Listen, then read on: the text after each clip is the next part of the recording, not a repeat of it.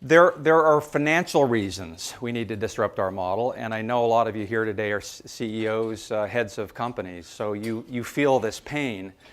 My friend in the US, Michael Farmer, who runs a consultancy, he's done a really interesting study that has shown that advertising agency income per unit of work, now this is not per hour, this is per deliverable, and this would apply to creative agencies as well as media agencies, has fallen 40% in a steady 20-year decline.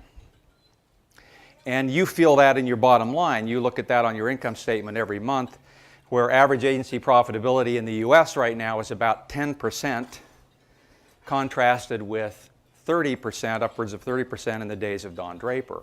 So clearly not a good trend.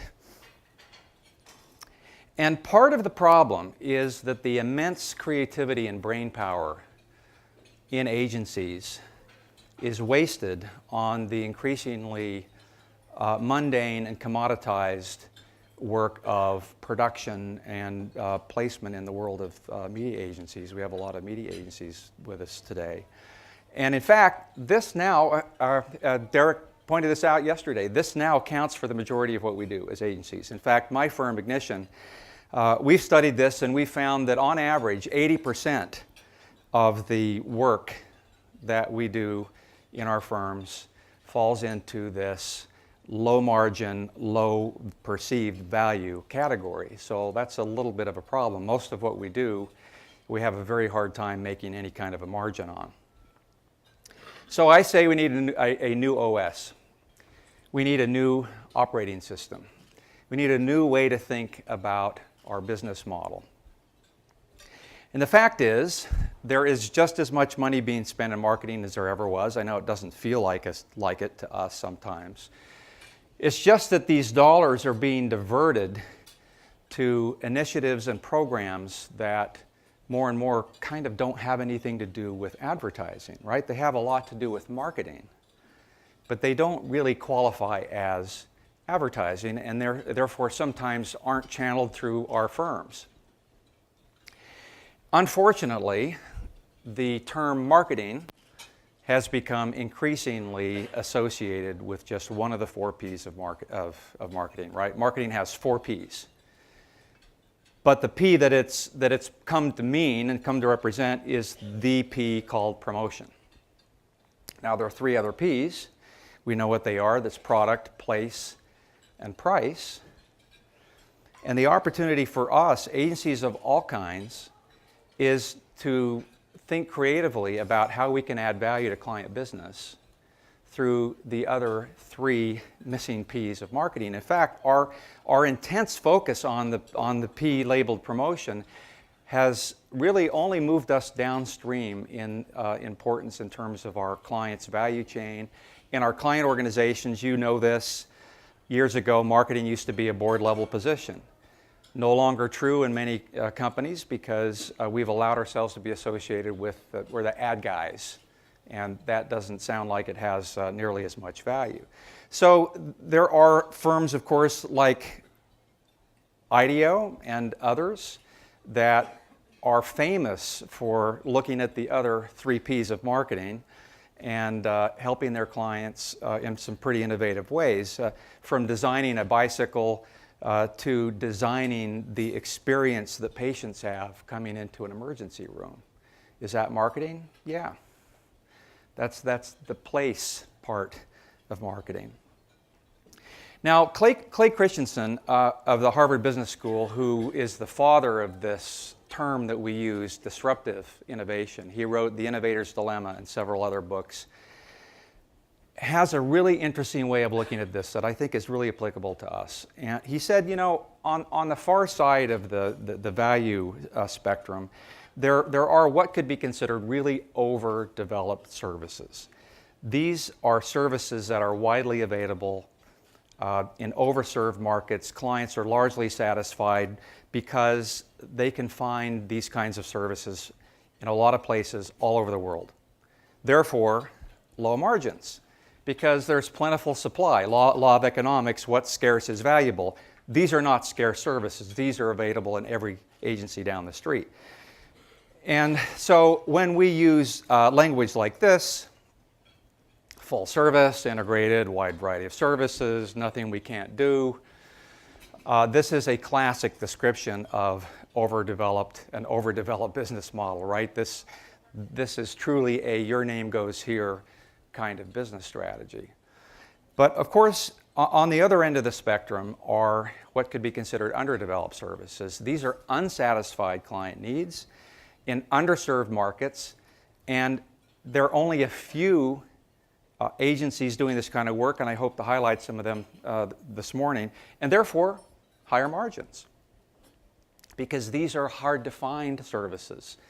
And this should be our aspiration as we develop our business models moving forward. So let's look at a few examples, some kind of obvious, but certainly qualify in my mind. I mean, content strategy and the trend among agencies hiring journalists as content strategists and building up competencies in that area, I think is basically an undeveloped service. And of course, there are specialist agencies that do just this, especially in the PR realm. I think the whole business of service design is an underdeveloped service. This is a fascinating discipline that I think kind of had its roots in Scandinavia and Germany. It's kind of migrated to the shores of North America now. There are a few agencies that are practicing service design, but this is essentially saying to the client, this isn't about how your brand is promoted, it's about how your brand is experienced. We will help you design the experience that your customer has with your brand. That's pretty high value, and it certainly capitalizes on those other three missing P's of marketing.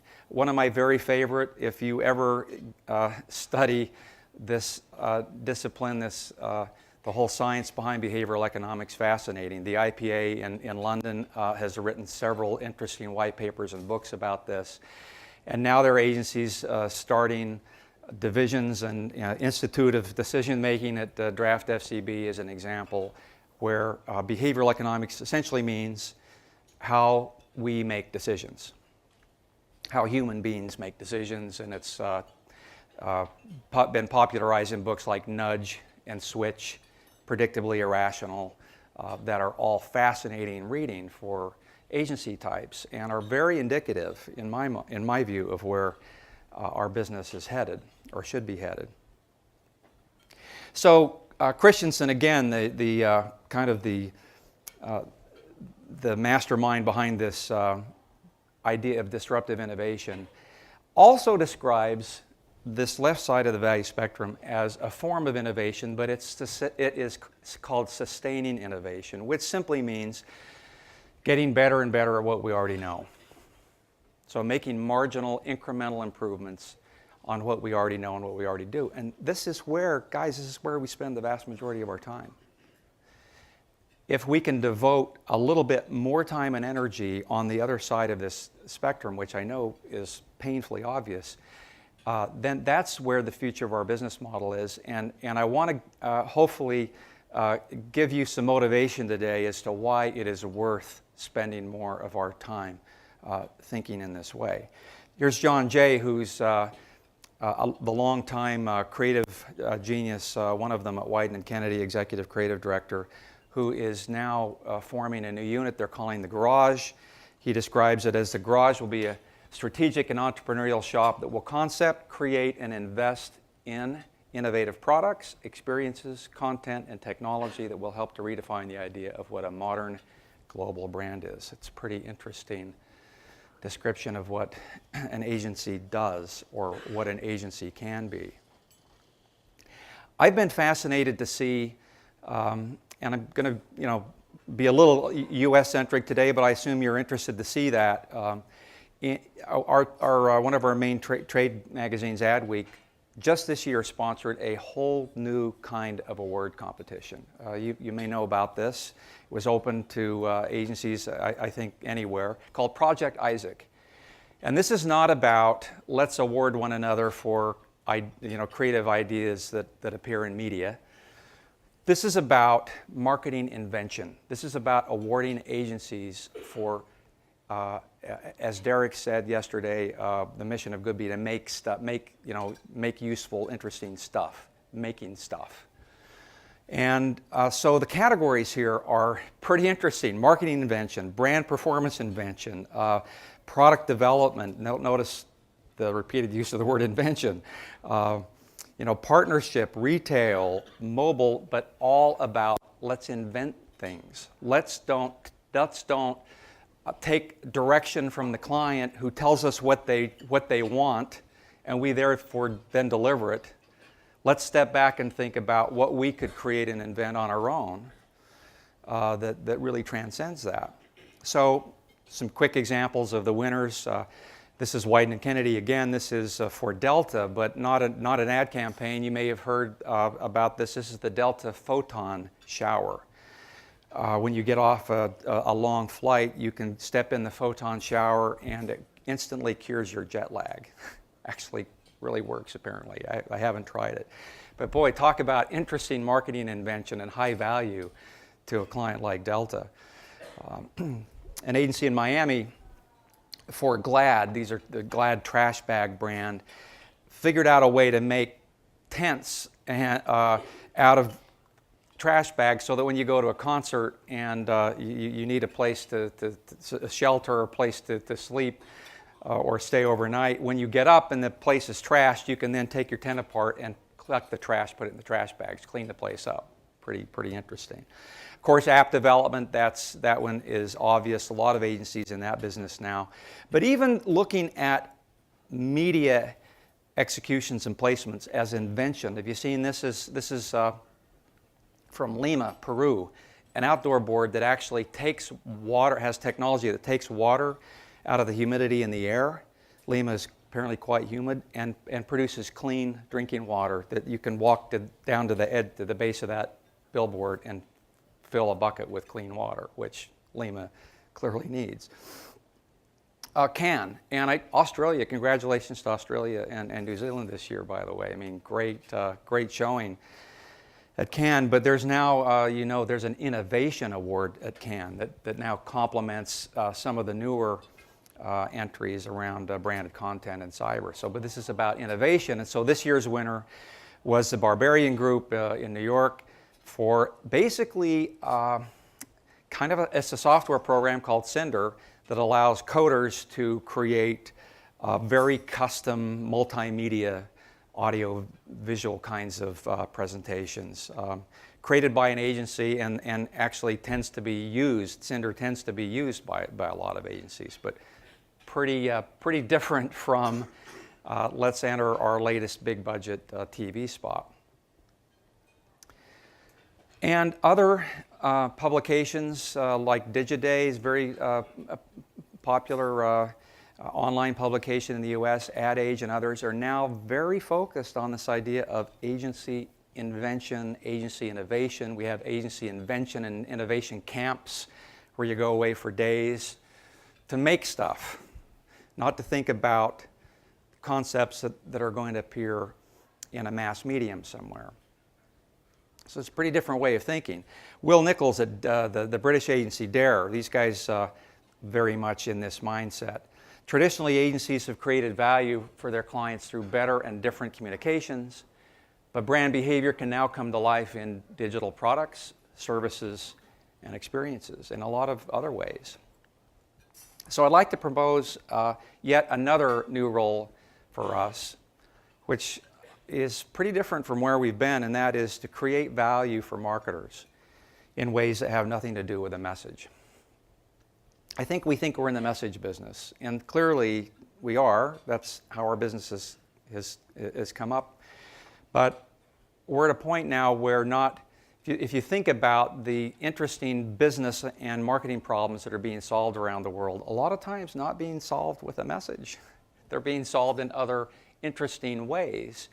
And these are opportunities for our industry. And I think, because I know we have mostly media agencies here today, and a lot of these examples might feel like something from creative agencies, my view of media agencies is that you are in an excellent, maybe better position to innovate in a lot of these areas.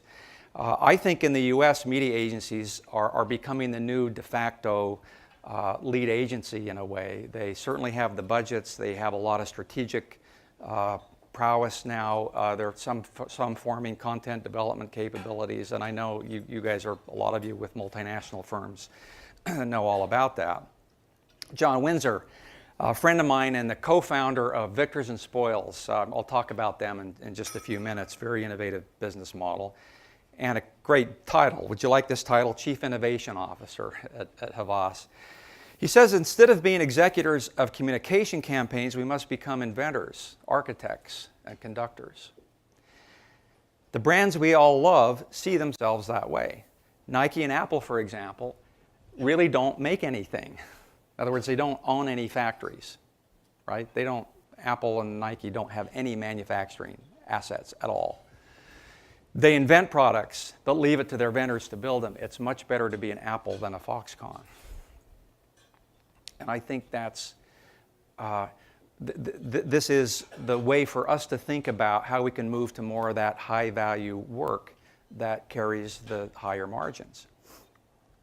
And if you look around at some, and I'll try and show you several more examples this morning, look around at some agency websites. This was the Small Agency of the Year in the U.S. a few years ago, Rockfish there in Little Rock, Arkansas, not the center of the advertising universe, but Small Agency of the Year. Really interesting business model, and these guys are constantly creating their own IP, which I'll show you a few examples. So I'd like to share with you this morning what I think are some of the different dimensions of how we can think about moving our business forward in some more innovative ways. And I think that the first that we've been talking about is to see ourselves in the product development business. Now, you put quotation marks if you want around product. Although some agencies take this pretty literally, you've no doubt heard of the several agencies like Mother and Crispin and others who now have their own liquor brands. So I guess if you're going to create your own product, it might as well be liquor. And they're having fun with this. And of course, Mother does not expect to double their revenues with White Pike whiskey. The reason they're doing this is so they can get deep into the other 3 Ps, into all 4 Ps of marketing. They're doing this so that they can have more credibility with their clients, is not just being seen as the guys that do ads. The Canadian agency, Rethink, out of Vancouver, has this philosophy. This is an app that they developed that helps prototype basically iPhone and iPad apps, helps you show what your prototype is going to look like. So again, they don't expect to make a fortune from this, especially since it's free. They did it to get their hands dirty in product development. You've got to start somewhere. In an extreme example, this is the innovative agency John Doe in Amsterdam, and they developed their own super simple mobile phone called, appropriately enough, John's Phone. And you think about what's involved here. They had to design it, source the material, find the vendors, price it, distribution. I mean, all the things that our clients worry about, the agency is very deep in figuring out these things themselves, again, so that they can have credibility with their client. They don't expect to now be a mobile phone company. They're doing this very deliberately to learn their way through it. And some agencies, I think Droga 5 is signed up for the conference. Don't know if you're here with us today. But they're an example of an agency that has now started their own product development unit. They call theirs DD. This is for design and develop, and it's, as you can see, product development business. There are probably a dozen examples of that in the States right now. And closely related to this, of course, is seeing ourselves as being in the intellectual property business. This is pretty different from the traditional view of what we do. Let me look at quickly for a quote from Jeff Hicks. I love this philosophy he's of Crispin, because this is I think the framework that we need to have. Advertising is not a service business. We're not a service business. We're a product business like publishing and other businesses that deal with intellectual property. I've come to really believe this is true, that we are not in the service business. That's the wrong paradigm. That's the wrong mindset. I think lawn care is a service business, right? That's a service business. I don't think we're in the work-for-hire business, or I don't think we should be in the work-for-hire business. That's clearly where we've been. And if you look at 99.9% of agency contracts, especially creative agencies, you will see this language all through it. Everything we do for you is property of the client. It's work-for-hire. These works-for-hire. If you pay for it, you own it. It doesn't have to be this way. In fact, if you think about all of the businesses and suppliers and partners that we hire as agencies, none of them are work-for-hire businesses. None of them. You hire a musician, an actor, an illustrator, a photographer. They are not working on a work-for-hire basis. They are paid based on the value and the usage and the licensing of their intellectual property. So apparently this does work, because everybody we work with, Hollywood included, publishing included, that's how they work. Those are pretty good businesses. So apparently it can work if we just change the way we think about this. And there's some notable examples of agencies that are very much in this mindset. You probably know the firm Anomaly, started in New York. They now have a London office. And they were named by Adweek a few years ago as their agency of the year. I mean, they're highly regarded as having a very innovative business model.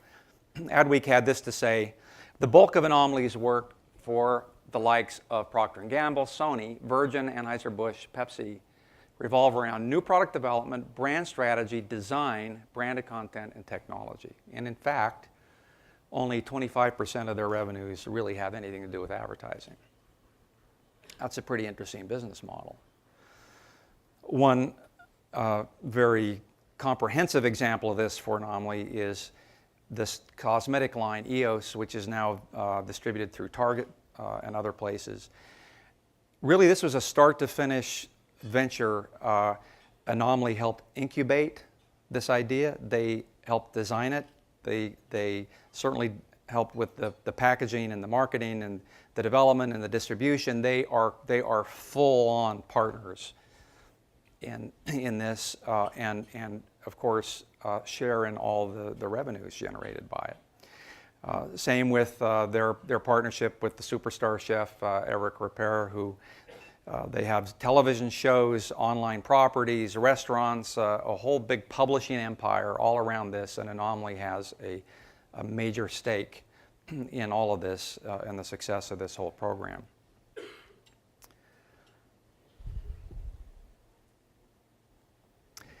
The healthcare specialists are famous for developing proprietary products for their clients because they're such specialists. They go so deep in terms of their category expertise. So Southern California, agency called Paleo Ignite, they own webisodes, podcasts, video games, all of which they developed with their own money, with their own capital.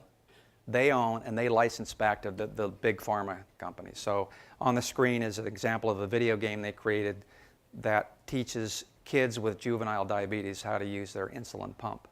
Pretty smart idea. A video game would be a good way to do that. But the agency owns this IP. It wasn't work for hire.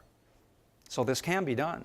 Rockfish, which I referenced, they have a whole suite of IP that they develop. And one example, Coupon Factory helps clients make their own online coupons, kind of like a white-labeled version of Groupon. BBH in this business with their unit ZAG that is developing really interesting things like streaming music services for Africa. I know we've got Spotify and Pandora here, but you probably know all about this. BeReal, Swedish digital agency / production company. Really, it's hard to say what they are. They're really interesting. They were production company of the year last year. They're out developing their own IP. This is an app that helps you plan. You guys could use this here in Australia. Helps you plan meetings in different time zones around the world, called time lanes. Now, Adweek had this interesting observation, because I know we look at these examples and think, yeah, well, those are kind of obscure. Some of those are kind of obscure, aren't they? And is that really ever going to take off? Is that going to make a lot of money? That kind of misses the point. Let me explain how Adweek sees this. They said there are many reasons why ad creators are embracing new ventures. Some are frustrated with providing ideas in exchange for a set fee and want to reap revenue from product sales. Some agencies hope the initiatives will engage employees in fresh ways. Deutsch, for example, hopes these kinds of ventures will help the firm recruit sharp workers and hang on to the good ones they already have. In other words, this is invigorating. This is interesting. This is investing in our own future. Our clients have R&D budgets, don't they? They have a line item on their income statement that says research and development. Do you have an R&D budget? We should. That's what's pernicious about the service business concept, is we just think we react to the service needs of our clients. That mentality takes us in the wrong direction. If we think of ourselves as product companies, then no product company in its right mind would not have an R&D budget, right? You have to have an R&D budget. You have to be thinking this way. And in fact, this is the key for our industry to make money while we sleep. Our clients all make money while they sleep. Your clients go home at night, they go to bed, they're making money. We're only making money if we're putting hours on a timesheet. Would you like to make money while you sleep? This is how we can do it. We have to get out of this work for hire mentality where we think all we sell is our activities and outputs and deliverables that our clients have asked for. Now, another dimension of, I think, innovative agency business models is that they see themselves as existing beyond their four walls. We don't have to see our businesses as people at desks in a building that we expect to show up and be there. We can look at different ways to attract and work with really interesting, innovative people. I love this kind of help wanted. Hybrid workers, help wanted. Hybrid workers who can write code and write copy, graphic designers who are also information architects, and true creative technologists with superior technical and creative talents. A few years of experience desired. Must be willing to sacrifice your chance at Silicon Valley IPO glory. We want those people to come work for us. Now, what are you going to do and what are you going to offer them? Because you're not going to be able to match the Silicon Valley salaries. What are you going to do to attract this kind of a person to your firm? You're going to do it by doing really interesting things, by being involved in really interesting things. That's why we work. That's like we saw yesterday from Michael. People, we work. We're professionals. We work for a sense of achievement and accomplishment. That's why we come to work. That's what motivates us.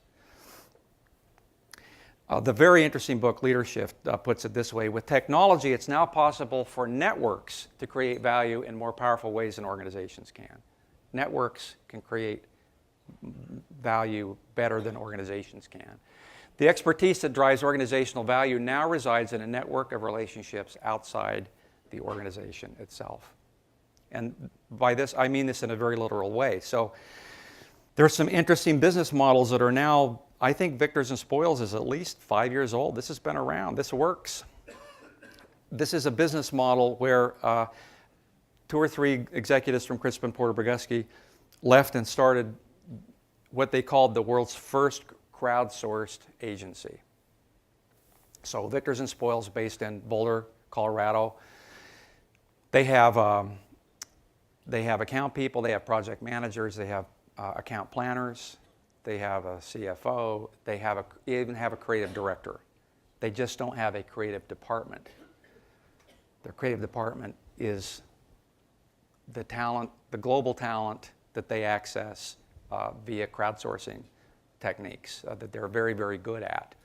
It's pretty controversial, pretty interesting, but clients say, wow, that's pretty interesting because these guys are capable. I mean, good luck against Victors and Spoils in a new business presentation if your goal is to get lots of ideas in a short amount of time, because these guys will kill you if that's the goal, because they're capable of using the worldwide crowd to get lots of ideas very fast.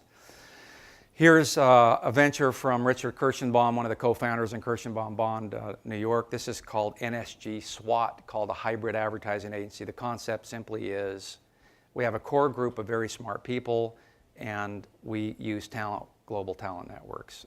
Another model you may have heard of is CO in New York. Ty Montague, Rosemary Ryan, couple JWT, former JWT execs.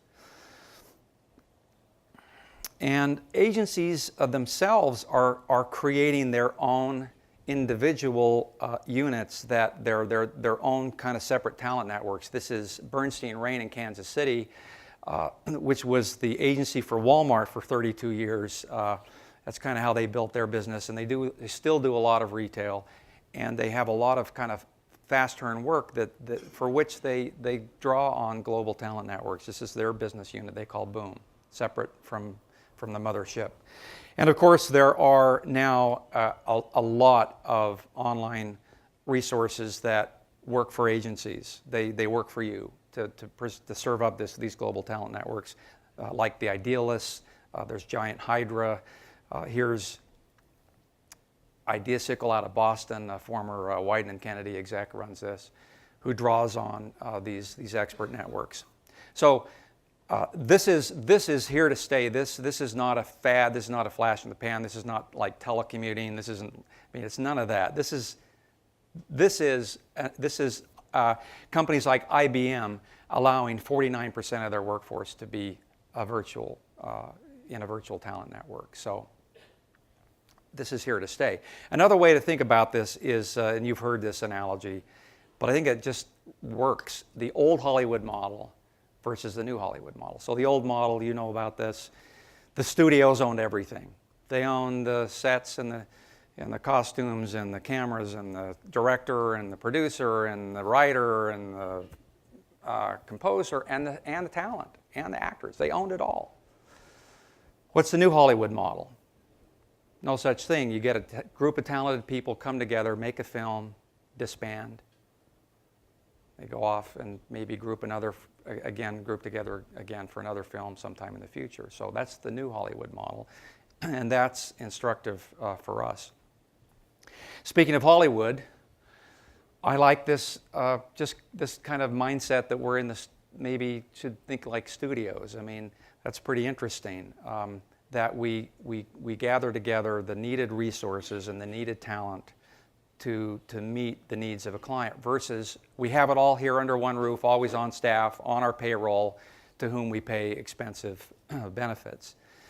So we have a breed of agencies now, like here's Instrument. Look how they describe themselves: multidisciplinary team of strategists, designers, producers, storytellers, animators, creative coders, and filmmakers. Pretty eclectic. Almond in Los Angeles, clearly in this model, and Deep Local, really interesting. I don't know if you can read this. Look along the bottom. Hardware, design, mobile, software, PR. How's that for an unlikely combination? But again, these are people that feel like they're in the business of making things, not creating deliverables for clients. So this one really affects the media business. My friend Avi Dunn, who writes the Forbes column on advertising, he says decoupling is the most powerful force in advertising in the past 60 years. So decoupling, I mean, this is client speak, right? We're going to decouple ideation from execution, or planning from buying. We're going to decouple essentially the high value work from the lower value work. And this is presenting some heartache for us, but it also has a silver lining that I think presents some interesting opportunities. I think a more useful way to think about this, and I borrow this from a brilliant white paper written by the IPA, that we're in two businesses. Our industry is in the magic business and the logic business. The magic business is the high value concept, strategy, problem-solving, planning, innovation, invention piece of what we do. And that's high value and it's high margin work. That's magic. We're also in the logic business, which is really important, but it's quite different. This is the activation, implementation, production, execution, coordination, placement, all of those things that have to be done really, really well, but it's a different kind of business. It is available a lot of different places. There's a lot more pricing pressure on it. So some agencies have been very deliberate in how they address this. I spent my formative years at Ogilvy and done some work with them over the years. I was in a room with a couple of their execs in New York a couple of years ago, hearing them talk about how at the time they were very frustrated with how clients were increasingly just really upset about what Ogilvy charges, and this would be true for, name your multinational creative agency. This would be true for a Gray or a DDB or whoever. But how clients are upset at what the logic work costs them, right? $200 an hour to resize a banner ad. Well, that's because we're in New York and we pay high rents and good salaries and good benefits. It's $200 an hour. Well, clients say, yeah, but it's not worth $200 an hour. And so Ogilvy had the foresight to create a unit, and I think Ogilvy is represented here at the conference, to create a unit called RedWorks, which you probably know about. If you're in the WPP world, you probably do. So RedWorks exists. RedWorks calls themselves the Beautiful Factory, where they know that their business is creating what Ogilvy, conceives of and designs. They execute in a beautiful way, in a very cost-efficient, excellent, error-free way. And then just recently, on the far end of the magic spectrum, Ogilvy creates Ogilvy Red, which is more of a pure-play strategic planning unit. I've got many examples of this. I'll just show you a couple more from BBDO, and I know you guys are here today, where on the higher end there's the new Batten & Company strategic consultancy in effect, and then the kitchen on the logic side. Independents doing this in San Francisco, Venables, Bell and Partners, the North American agency for Audi, and Intel, Google Fiber, others. They created Orange, strategic consultancy, pure magic, and on the logic side, a unit they're calling Lumberyard. So this is us disrupting our own business. And I certainly agree with the view that if we don't disrupt it, it's going to be disrupted for us. Procurement will disrupt it for us. So why don't we just take the initiative? We're the seller. We get to decide what we sell. We get to decide how we configure our offerings. And let's disrupt our own business. Let's do it ourselves. Let's be proactive because we'll have much more control over it. Just a couple of other examples of kind of pure magic business models. This is Adaptive Path in the Bay Area, all about experience design. These guys are also in the service design business that we talked about. On the logic side, you know some of these names. You're in the multinational world, a lot of you. Names like Hogarth and TAG Worldwide and ICP. These are marketing implementation agencies that work alongside creative agencies mostly and some media agencies to do the logic work on a global scale. And of course the media version of that, programmatic buying and all the things that you guys are very well aware of. I think we have an opportunity to see ourselves as marketing labs. What does a lab do? Well, a lab invents things. Wieden & Kennedy has a unit they call the PI, Portland Incubator Experiment.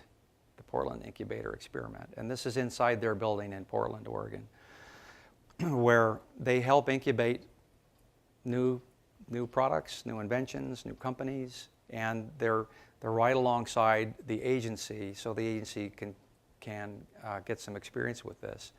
Rennie Gleason, who's involved in this, says an innovation doesn't look like traditional advertising. Agencies have to stop looking for ad-shaped answers to business challenges. I mean, we all know that. It's easy to say.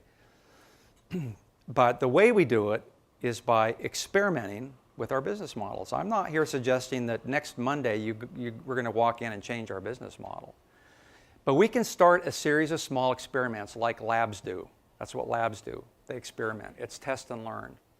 And they spend their own money at it. I mean, that's the other problem. We think, well, the client's not going to fund that. Yeah, that's right. The client's not going to fund that. You're going to have to fund that because that's what investing in your own future is. I know Razorfish is here. I've done some work with Razorfish in the U.S., and I like their emerging experiences unit that I think is, operates and thinks very much like a lab. Barclay is an independent agency in the Midwest in the U.S. They've really made some interesting headlines with their lab they call Moonshot, and this will be hard for you to read, but they're experimenting in lots of different areas that are way outside of advertising and media. In Toronto, Tian and Lax have a lab unit working with Google, innovating with Google Maps. And what I like about these guys is that they're very introspective about it. They write about it on their blog. Worth a read, actually. And what it's like the process they go through of like stepping back and investing in themselves and experimenting with things they've never done before, and what that feels like, and what they learn from it, and what they should have done differently. And really, really interesting way to think about our business. Dare, again, in London, have a labs developing apps for themselves, for their clients. Some fairly big name clients. Tom Finneran, who's one of the very smart people in our business, he's executive VP at the 4As. He has a really interesting idea here, which I just love. He says, be 20% more selective in chasing new business and invest the cost savings in agency R&D and developing intellectual property. In other words, if you want to find the money for this, we know there's 20% of the business we shouldn't pitch anyway, we shouldn't pursue anyway, so don't. And take that money and create an R&D budget for yourselves. I think that's a pretty smart idea. Kirschenbaum, Bond-Senecal, KBS, New York, they have a unit they call Ventures, and that's what they do. They invest in these kinds of ideas. And I love that on their brief, on the brief at this agency, one of the light items is, what is the marketing invention that will deliver the desired behavior? Not what's the key promise, what's the tone and manner, what's the key benefit. I mean, that's probably on there too. But what's the marketing invention that might solve this client's problem? Really interesting question, because it might not be an ad, might not be a campaign, might be something completely different. I know we have Google here going to present this morning, but they're very much in this mindset, and I love how Google is encouraging agencies to think this way. They're preaching the idea of the minimum viable brief. What's the minimum we need to know to get started so that we can develop a prototype? And do we really need 6 weeks for this? Could we get all the smart people together in a room for a day and have a hackathon and solve this client's problem? That's kind of interesting. And when we have a prototype, rather than a big formal presentation to our client, could we involve our client in a beta test of this?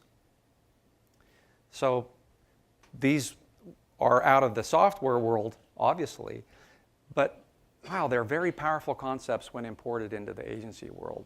And there's a whole on the Google Creative Sandbox on their website. There's a lot more about this. So Lori Coots, who was at Chiat Day for a very long time running their business development, she says, what do you already do that you can productize? Spend a day to catalog what you've already done and figure out how to make money from it in some other way. In other words, you already have a lot of intellectual capital. in your firms and in the people who work in your firms. It's already there that you can just look around and package it up. It's just that we're not thinking that way because we think we're in the service business. And so it's the idea of applying as much creativity to our own business as we apply to our clients' business. Right? Let's take the immense creativity that we use on behalf of our clients and let's put that to work in helping us think of ways we could generate revenues in different ways, while at the same time helping our clients solve their business problems. So just wrapping up here, think about how the typical agency income portfolio looks. I think most of you have probably decided not to, you don't charge commissions, there's not markup, it's all fee, it's fee. There's a little sliver here maybe for cash discounts or some other ways, you know, that you invest the agency's money. I mean, but the vast majority of our income is what I call low risk, low reward. It's a fee, it's fee for service. So low risk, I guess, low reward, yep. Very, very marginal returns on that. The agencies that are innovating in how they think about their revenue stream have a different point of view about this. They say, well, yeah, we'll have some of that, but we want to mix in some medium risk, medium reward opportunities and some high risk, higher reward opportunities. If this looks familiar, this is the same advice that your financial advisor gives to you, isn't it? They say have a diversified portfolio. Put some high risk in there. Don't make it all high risk, but put some in. Because if you don't, you're going to have very low marginal returns. So this is applying that same kind of thinking to our own compensation portfolios and our own revenue streams. If we want to generate higher margins, hire better people, and keep the talent that we all so desperately need, this is how we can do it. Neil Riddell at CPB says, doing these types of projects really keeps us evolving as a creative entity. We're able to evolve our compensation with new revenue streams and evolve what we can be, which I think is far more than an advertising agency. Helps us to know what we can be by doing this kind of test and learn approach. So I'd like to close with two quotes. One from Rennie Gleason, who I referenced before at Wieden & Kennedy, who says, agencies that can't find ways to generate value in today's emerging value ecosystems will find themselves marginalized by the innovators who do. I think that's really true. If we're not in the forefront, then we're likely to be left behind. But my favorite quote is by the business genius Peter Drucker, who simply said, all profit is derived from risk. That is a very, very important and deep concept for us to internalize. All profit is derived from risk. So you want to make more money? Take more risk. This is true in your professional life. It's true as a business. If we want to make more money, if we want to be more successful, if we want more of anything good, it means taking more risk. So thanks very much for inviting me all the way to Australia. This is my first trip to Oz, and I appreciate the invitation and have enjoyed being with you, and please stay in touch.